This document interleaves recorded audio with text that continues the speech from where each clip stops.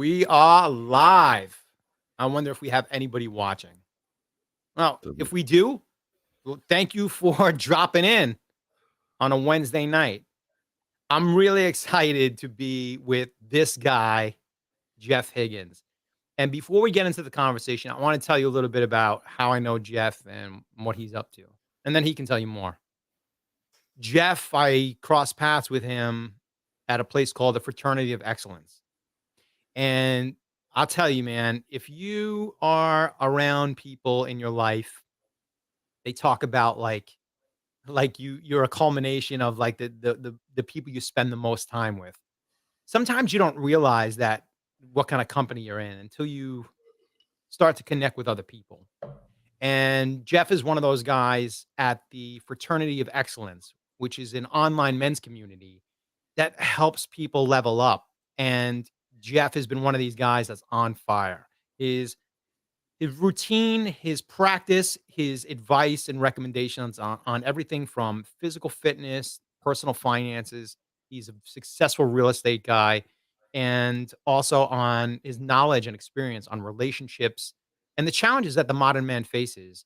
I really haven't met anybody in my life, or very few people, that have a good grasp on some of these subjects. And I really wanted to talk with Jeff because I feel like this is a great place to start having real conversations with other men about what's important to men and what affects the modern man on a daily basis, on a regular basis in his life.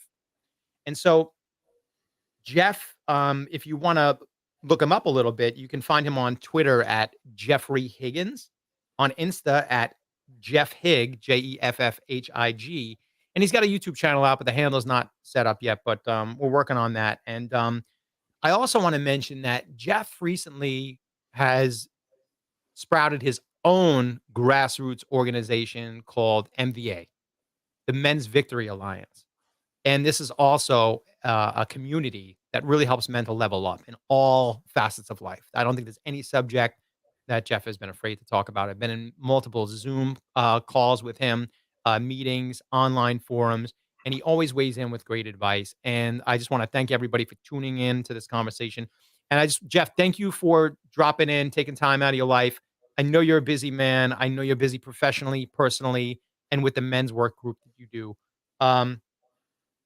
We were talking in the other class and a little earlier before about how men for thousands and thousands of years, we would get up at the crack of dawn, get together with other men in the tribe, go out, we would hunt, we would fish, we would forage for wood, lighting fires to keep us warm, building shelter, fighting, spilling blood, killing and dying for each other. Really everything, all that time and energy that men put into their lives on a daily basis was specifically for the purpose of caring for themselves and the people in their tribe. And men still care for their people, but they don't get up in the morning and go out and chop wood and catch fish. Typically, in the modern world, in the first world, we typically go to a cubicle, put on a shirt and tie, or go out and bang nails, and we get green paper and money, and we buy those provisions. And we have police and fire. We have services. So, can you talk to me a little bit about what the role of the modern man is and some of the challenges that you find we're facing, to like maybe shed some light on some of the things that modern men have to face, some of the challenges that we're facing today? Times sure have changed, and thank you for that introduction. That was quite an introduction. I'm honored. We've come a long way from hunting and fishing for survival. It's a lot different today, and I like the way Robert Kiyosaki puts it in the Rich Dad Poor Dad books, that we're in a rat race and we get stuck in the rat race. Go to work and make your money and then spend your money and make sure you spend enough to be dependent on going to work the next day. So consumerist lifestyle comes in and keeps you trapped in there. And it's a cycle where you're not living intentionally and you're not making decisions deliberately. And that actually goes back to where you started with the Fraternity of Excellence and meeting a different kind of person that is trying to live life deliberately. It doesn't happen by accident that you end up in a group of men that will help you level up. You have to search that out intentionally. I have a lot of friends that aren't plugged into men's groups communities, and they're great guys and I enjoy them, but we never talk about the serious stuff, and we're never pointing out each other's weaknesses and saying, you said you were going to work on that. How's that going? Keeping people accountable, keeping people in line. So it's a lot of sleepwalking through life. It's a lot of unintentional, trapped in the rat race type living. And it's taken a lot away from overall life satisfaction, I feel, of men today. I couldn't agree more. Trapped in the rat race. Yeah, and most people, I think we don't even know a different way, because in some ways, that tribal setting I referred to earlier about men being together, it's like when you were going through tough times, you had that tribe of men around you to support you. When you were going through celebratory times, we celebrated together. We felt a deep sense of life purpose and meaning to literally our lives dedicated to taking care of each other. And when we don't have that, I'll speak for myself. Even being one of 4 brothers, I felt very blessed to be part of like a small tribe in a working class community. But even that working class community fabric has kind of like died out recently in recent generations. I think sometimes even like with our grief, instead of dancing around the fire, beating a drum, and being able to kind of just sing a song or howl at the moon and just express and really have that place to just be a natural being. When men are faced with challenges, sometimes they're on their own and they feel like something's missing, but they don't even recognize that a lot of our natural ways have been stolen from us. And can you talk to me about like sometimes that the way that men are in their aggression, in their strength, in their leadership, in their conviction, of their assertiveness? A lot of traditional and typical masculine behaviors are now considered to be toxic masculinity by society standards. I disagree in a lot of ways. I feel like there are a lot of natural qualities about the man that are healthy and necessary for society to function.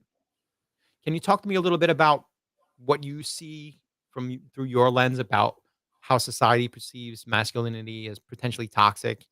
And can you talk to me a little bit about maybe some of the attributes of masculinity that can be developed and some that are healthy?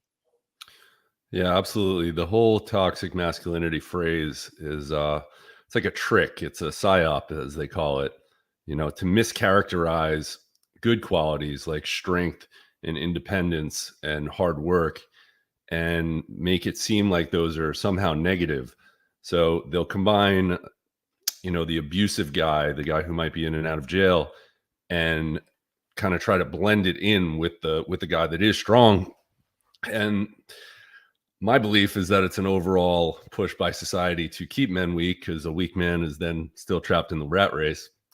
So toxic masculinity, you discourage young boys from finding proper, strong male role models, and instead, following weak ones. And a weak man is an easily controlled man, and that's what the government wants. I didn't realize I was going to be. Go ahead.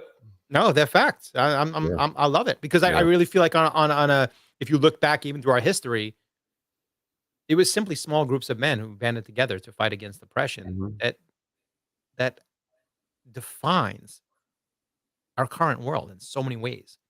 And just the bringing attention to the detail that to keep men trapped in that unhealthy cycle, eating crappy foods, using substances to keep them docile, to keep them under control, to keep them hypnotized by the screens and the substances, or out of shape and overweight and incapable on some level, is on some level intentional and by design to prevent maybe some of the powers from maybe being threatened on some level. I think there's a lot of truth to that. Sure. I think one of the problems that you're getting at too is the isolation, and that so many guys try to go a lone wolf type of way, and they don't, like I was saying before, I have my friends that aren't working on accountability groups. So you go your own route and you don't realize the value that you can get from your small tribe. We say a lot in the group, iron sharpens iron, because we get stronger by interacting with each other. And I was a lone wolf for a really, really long time. I still work by myself, and I didn't know what I was missing. And then when I got really deep involved in my men's group and spent a lot of time there, met in person a bunch of times, and then became a mentor, advising them, seeing it from both sides, the learning from them and then trying to teach what I know, man, it has transformed my life interacting with other men. And I didn't know what I was missing. And I feel like most men have no idea that there are communities out there like that exist, and no idea how much it would benefit their lives to get involved in one.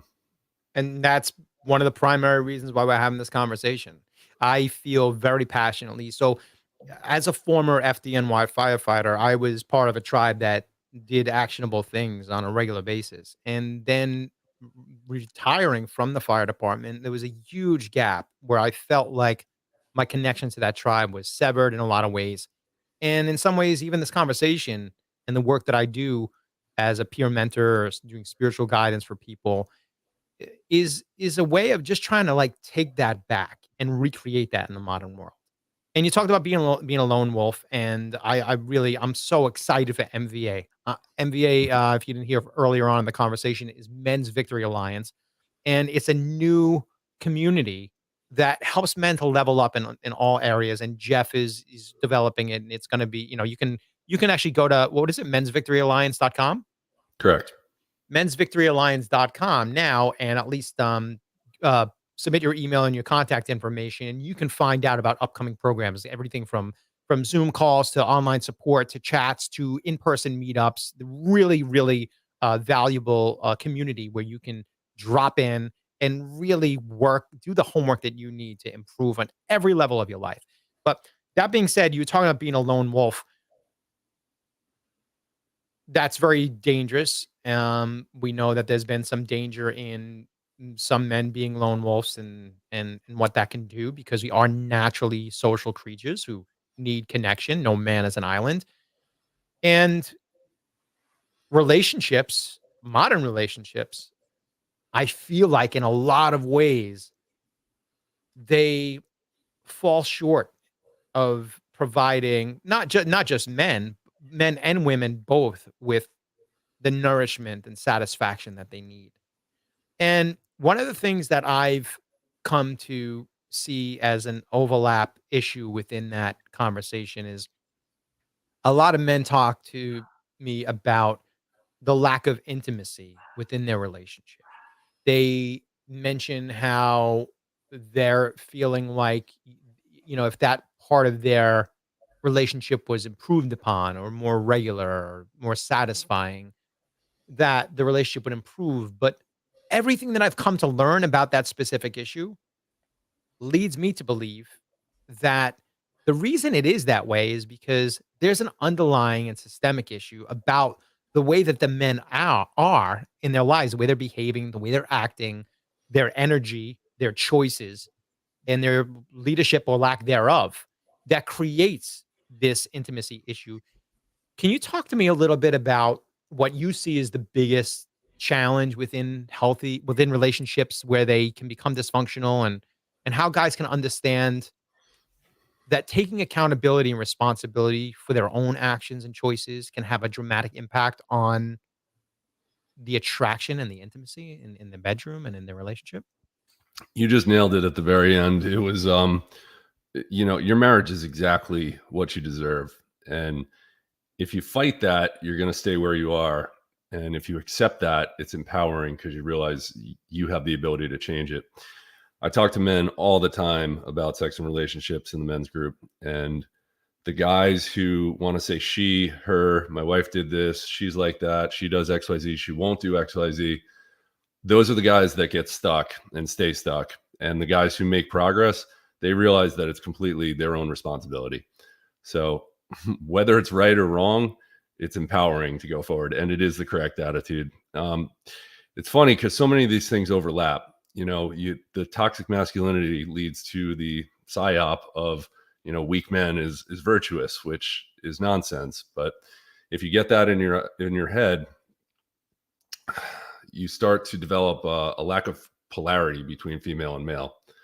You get books like The 5 Love Languages, and then you get men trying to get inside their wife's head to say, man, if I behaved the right way, if I did the right trick, would that please my wife?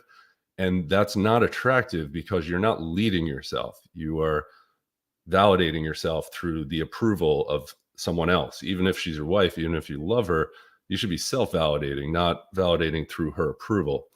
So we've gotten so far away from this strong leadership, being on a mission, having a purpose, and you're stuck in the rat race. So you're told not to lead, equal partnership.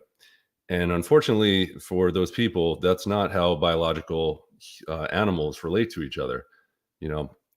My wife appreciates when I lead, when I am strong. She values those things. And a lot of people want to lie to themselves that some women aren't like that. You hear some people talk about dad bods, and some women prefer a dad bod. If you're believing that, you've fallen for the lies, and you've probably fallen for a lot more, because women don't like dad bods. They like guys who are muscular, who are able to protect them. It is really amazing, the lies that permeate today. They're everywhere. I want to circle back a little bit, because you talk about, what women or people in general really want, and natural attraction, this idea that we are animals, which we are, no matter how much we want to deny it. There is a natural, energetic kind of attraction that people have, even the pheromones that we for attract. The society that we've grown up in has been, in a lot of ways, we grow up in the house being raised by the mother, and we go to school, and a lot of the teachers are female, and in a lot of ways we're taught to be good little boys and to behave and to do what we're told, and that in some ways, mommy will reward us with the love and affection that we want if we just do what she wants. And there's also other aspects, like women talk about, I've seen online in recent years, a lot of talk about men being more in touch with their feelings, being more emotional, being more sensitive, and sharing those things to connect on a deeper level. And what I've noticed is that, even though that's been expressed in the same way that it's been expressed that the dad bod is attractive, it's not. And I find it's a repellent that will dry women up like the Sahara Desert, if they come across a guy who is sharing and emotional, and I've experienced it myself in a lot of ways, really not sure how to navigate, not really sure how. But part of it also comes, and again, I'll speak for myself instead of on general terms. I think in some ways there is a lack of connection, healthy connection amongst men, within men's group, specifically what FOE does, what MVA, the Men's Victory Alliance, is going to do, that creates this kind of disconnect. Because if men cannot tune in and bond, connect, see, hear, advise, recommend, support, guide each other, because we're disconnected, because we don't get up in the morning and go out and hunt and fish together. We're not naturally around each other. And then we turn to our woman thinking that this is a proxy for this healthy expression. It kind of backfires.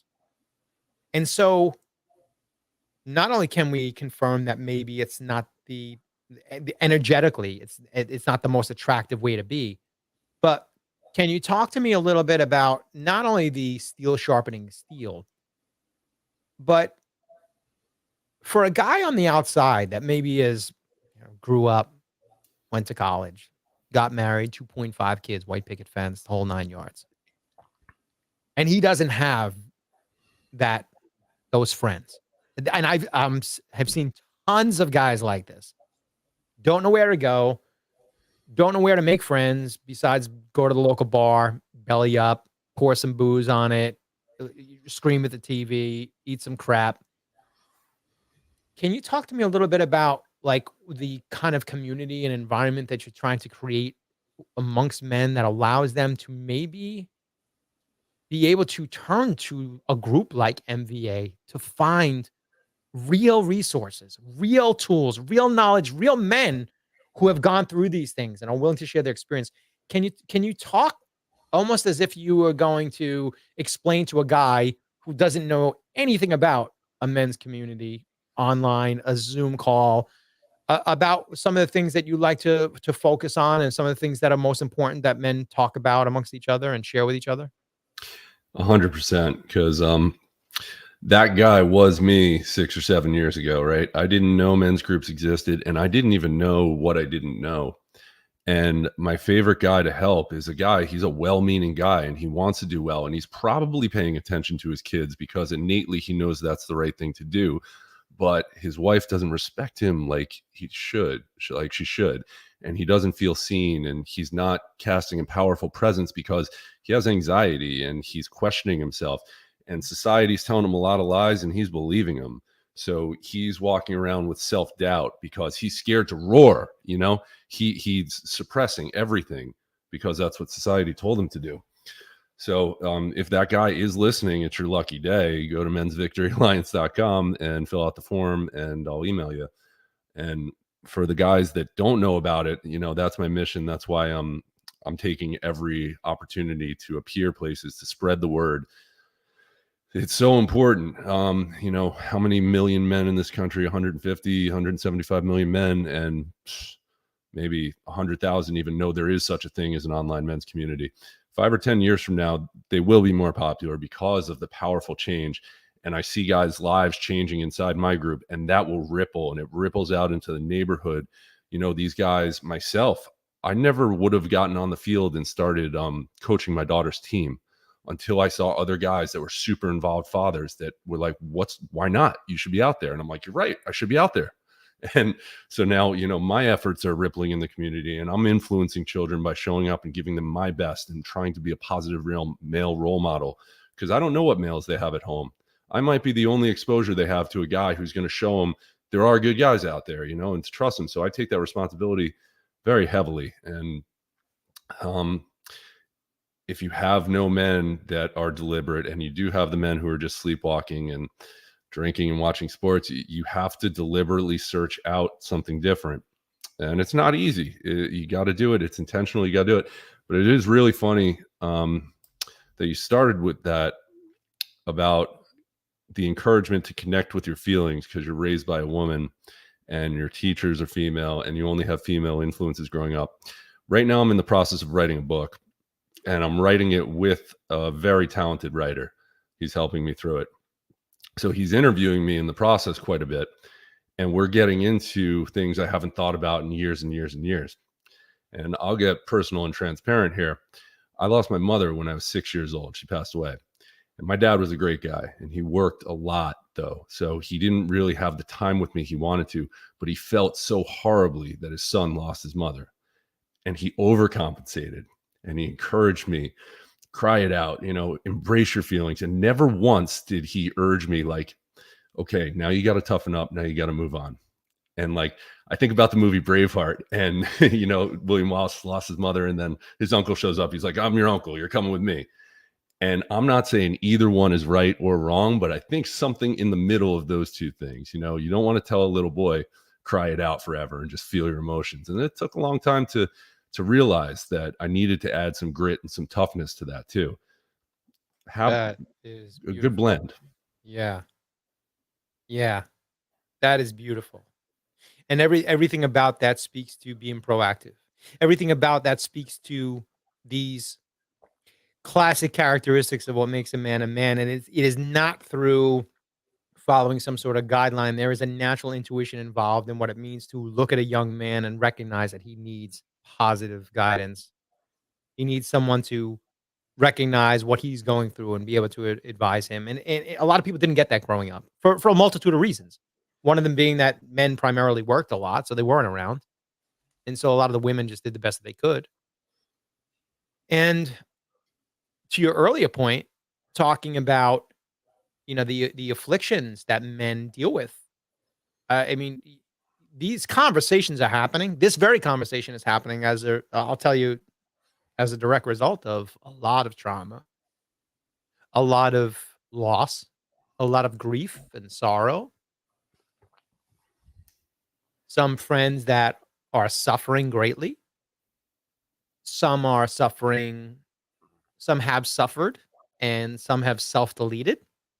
I'm not going to use the word we use for that. And some have taken themselves out. Some are in jail. Some are a shell of their former selves, lost to drugs and alcohol. A lot of men that lack direction, clarity, guidance, leadership, not even from themselves, but from external influences, can fall prey and victim to others who also feel like they live in a world that doesn't care about them, that there's not enough men around to guide them, to show them. And a lot of what I notice insofar as the emotional health and well-being of a man, you talk about that boy that was crying. I've full disclosure, I've also done some inner child work to kind of like really get back to a point where I recognize that a lot of my behaviors are informed by things that happened to me at an earlier age, and really trying to understand my own reactions so I can make better choices. And on that journey, I was forced to confront some of my own issues, being use of certain things to numb and distract, to dull the pain. And for a while there, as an adolescent growing up in a blue collar working class neighborhood, I mean, alcohol was my primary go to. And I definitely developed a relationship in which I was using alcohol in a way that was in the beginning fun, but ultimately turned out to be unhealthy. And I've seen other people use multitude of substances. People can use food. They can use free watching, the word, intimacy online, uh, and self-pleasuring, to get that dopamine spike. They're addicted to their screens. They're addicted to shopping, to making money, to being workaholics. Can you talk to me a little bit about, and as someone that did struggle with alcohol use and ultimately realized that I had to confront some of my demons so that I wasn't constantly trying to escape them through the numbing process. Can you talk to me a little bit about how you find men will maybe deny or turn away from facing things that make them feel uncomfortable, turn to things like drugs, alcohol, food, and other things we've mentioned? Maybe some of your experiences with that, and just speak to how it affects us as a society and what we can do about it? Yeah, 100%. I can certainly relate to that line of conversation because I've been sober for 8.5 years. It was part of my story as well.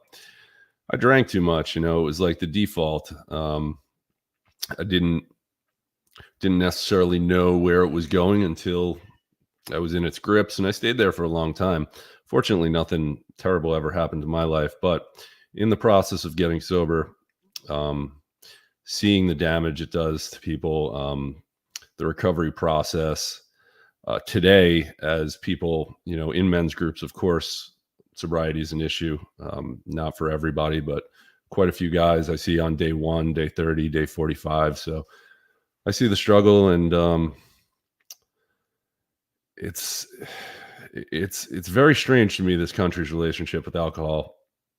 Again, back to lies that we tell ourselves. So there's someone with a dependence on alcohol, an alcohol problem, but then there's someone who has no dependence. And if you truly don't, God bless you, enjoy, unless you're lying to yourself. Because I see people who aren't traditional alcoholics, and the lies they tell themselves about, oh, it's just a few. Oh, I'm hungover on Saturday morning, and maybe I'm not present with my children, but alcohol is a non-issue. I'm putting all this time into it. I'm putting my disposable income into it. I'm putting my energy into it. I'm staying up too late. It's costing me sleep. It goes back to deliberate and intentional living again. And like I said, if you go out and you have one glass of wine a week and it doesn't have any pull on you, no problem. I mean, I wouldn't say there's anything wrong with that, but it's a you gotta know yourself, and to thine own self be true, and realize exactly what it's giving your life and what it might be taking from it, and then addressing it if it's doing more harm than good. Word. Beautiful. That self-realization.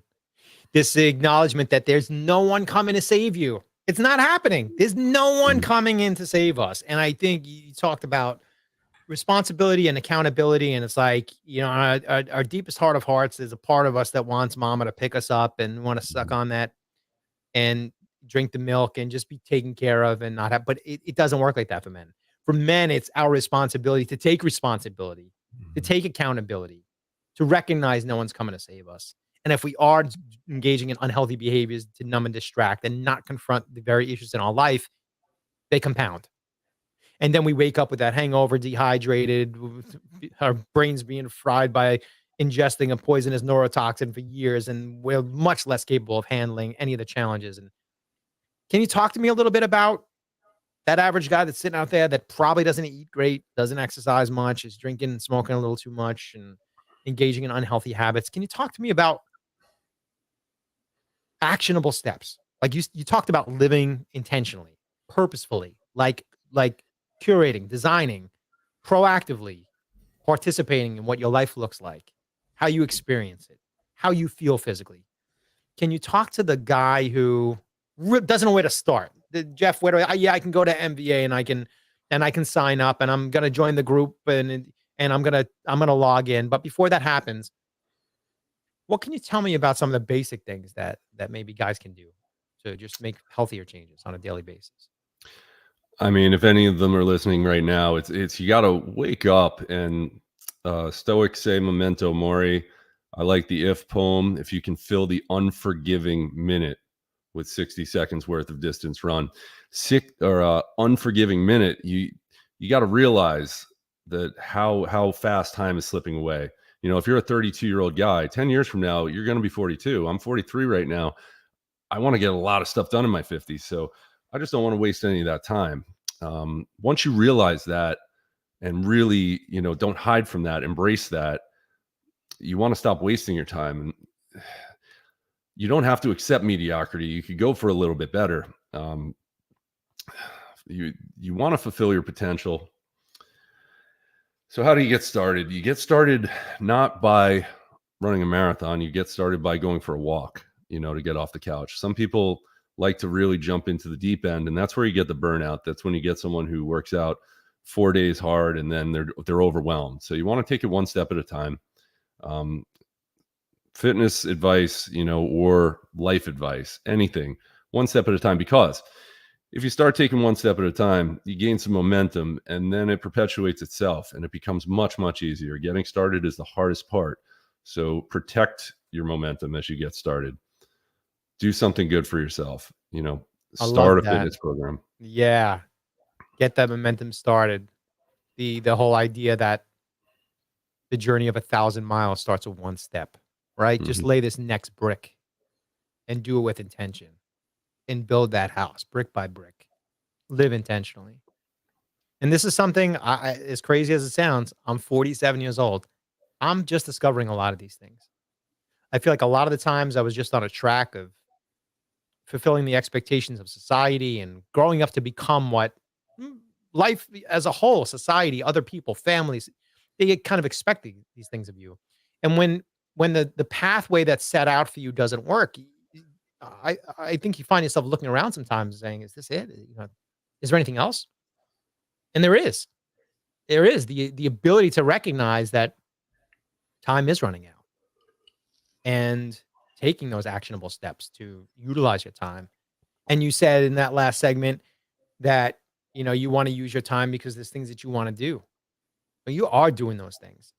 Mm-hmm. And I think the people that are listening to this conversation are aware of the fact that there is a way for men to take control over their health, their well-being, mentally, physically, emotionally, spiritually, and on every level. But no one's going to do it for them. It's going to take this level of accountability and responsibility. And you were talking about actionable steps. Like my life changed. I used to think of exercise as this optional thing I would do occasionally to keep my body in good shape and stay heart healthy. I have a very good friend of mine who, when I was going through a rough time, going through a lot of changes and challenges in my life, he talked to me simply about taking responsibility. And he talked to me about incorporating exercise into my life as if it was like brushing my teeth and doing it every day. And when I made that change, I made that decision, things radically changed. And it wasn't overnight, but it was, as you said, like that little bit, that small momentum, and that momentum just built on itself. And now the idea of not exercising seems strange to me.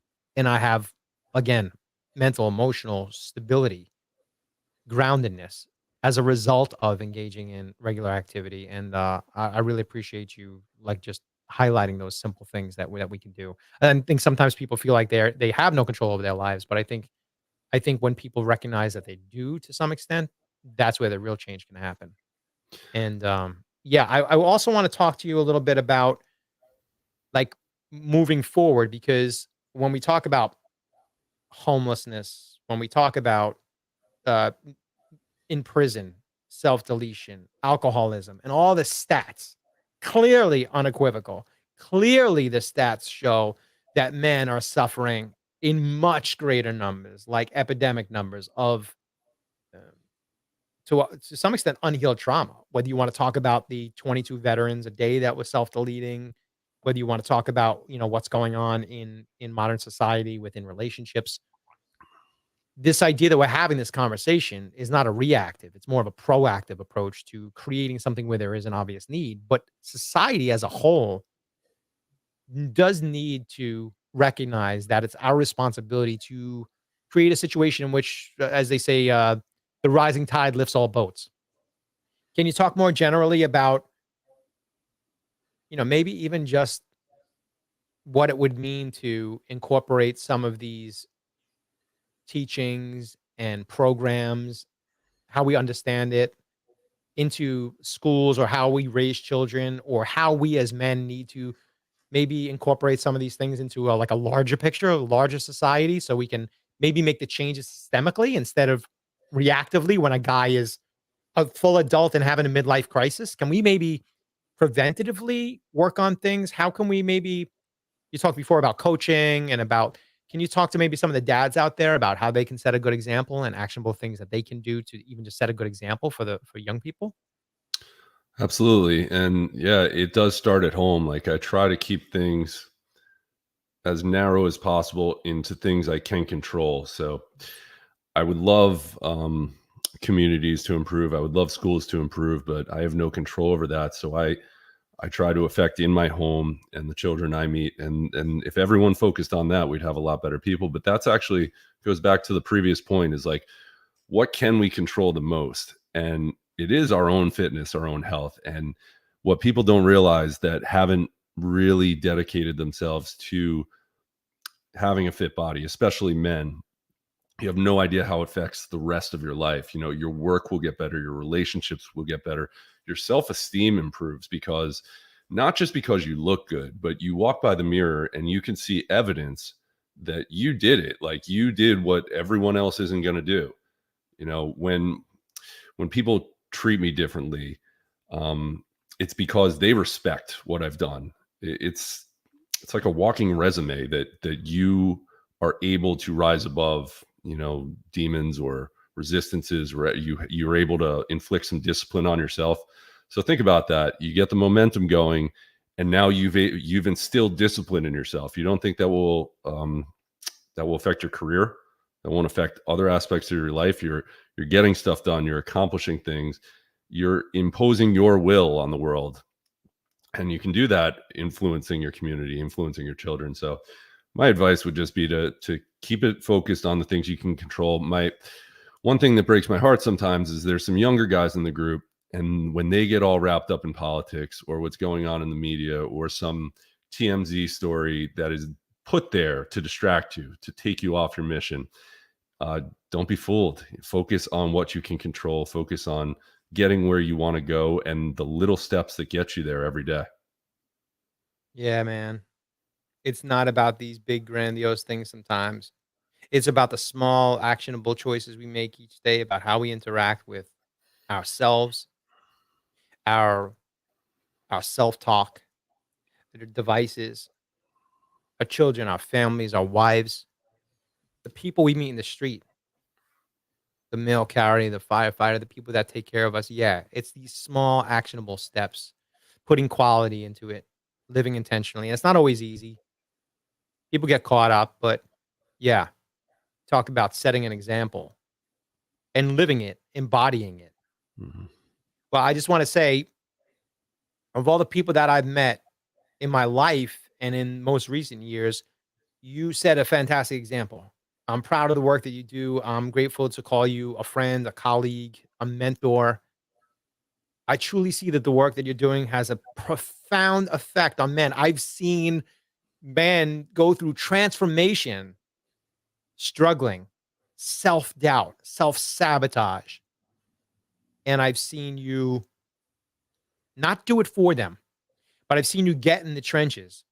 I've seen you get dirty with them. I've seen you empathize with them and let them know that you know how they're feeling, but let them know that it's going to be up to them to do the work if they want to get themselves out of that rut. That you're going to help get in that rut. You're going to help push them out, but you're not going to do it for them. And you're setting a great example. And I commend you for the work that you're doing, not only in the Fraternity of Excellence, which if you want to check that out, I highly recommend you check out Zach Small and the Fraternity of Excellence, of which Higgins is one of several mentors at. And also encourage you to check out MVA, the Men's Victory Alliance.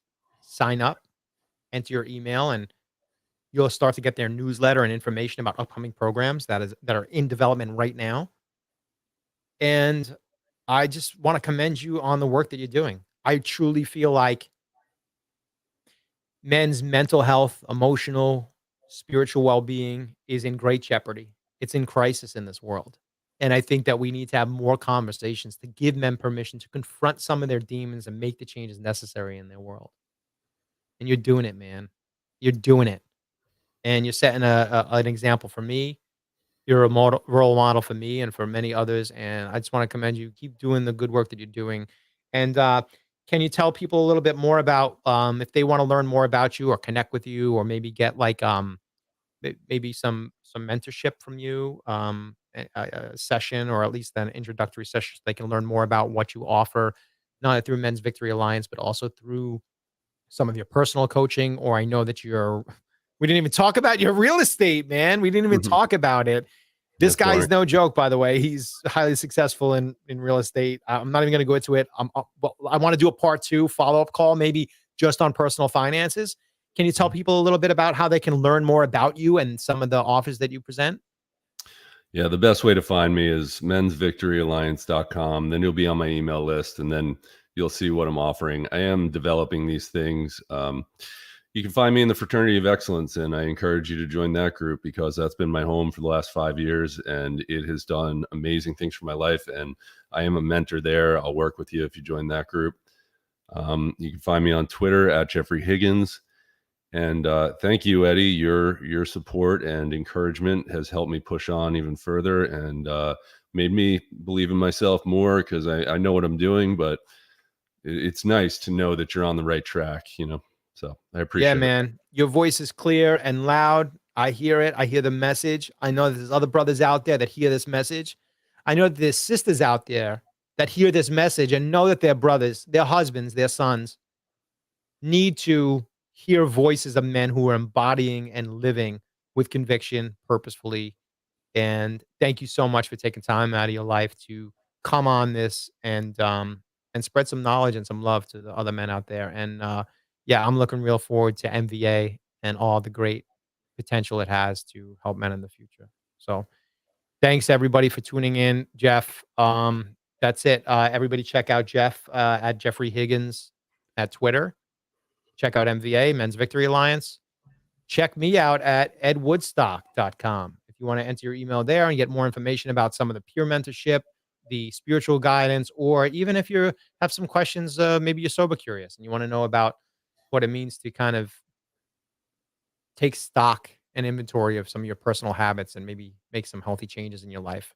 There are people out here, myself and Jeff included, who are dedicating our life, our time, and our energy to a need to rewild in some ways, to go back to the ways of what it means for men to look out for each other in genuine ways, real compassion, tuning in to offer guidance and structure and help men through some of the challenges in their life. And keep up the great work, Jeff.